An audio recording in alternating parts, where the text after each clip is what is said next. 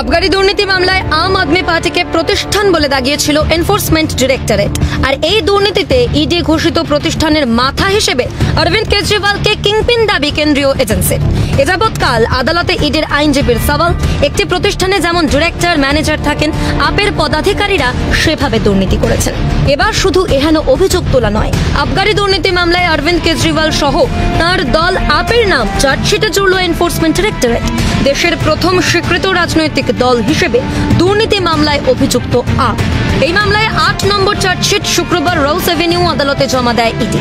সেই চার্জশিটেই কেজরিওয়াল সহ আপের নাম সুপ্রিম কোর্টকে জানালেন additional solicitor general S V. Raju. Chargesheet প্রসঙ্গে ইডির ব্যাখ্যা, আবগারি দুর্নীতির টাকা গোয়ার নির্বাচনে ব্যবহার করেছে আম আদমি পার্টি। আপ নেতৃত্বের বিলাসবহুল হোটেলে থাকা থেকে প্রচার খরচ সব এই টাকায় হয়েছে দাবি কেন্দ্রীয় এজেন্সি। পিএমএলএ আইনের ৭০ ধারা প্রসঙ্গকে উল্লেখ করেছে ইডি।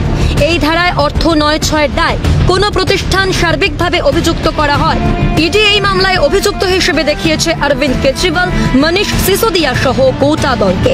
২১শে মার্চ ইডির হাতে গ্রেফতার হয়েছেন দিল্লির মুখ্যমন্ত্রী অরবিন্দ কেজরিওয়াল। সে মাসে গ্রেফতার হয়েছেন কে কবিতা।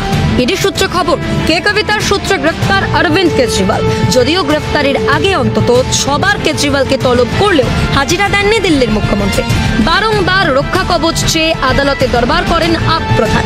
এমনকি গ্রেফতারের পরে অবৈধ গ্রেফতারের অভিযোগ তুলে একাধিকবার আদালতে দরবার করলেও খালি হাতে ফিরেছেন আপ সুপ্রিমো।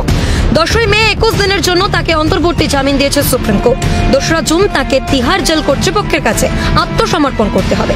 কিন্তু আবগারি দুর্নীতির চার্জশিটে তার নাম এবং আপের নাম জুড়ে যাওয়ার জাতীয় রাজনীতিতে আরও বিপাকে অরবিন্দ কেজরিওয়াল, বলছে ওয়াকিবহাল মহল।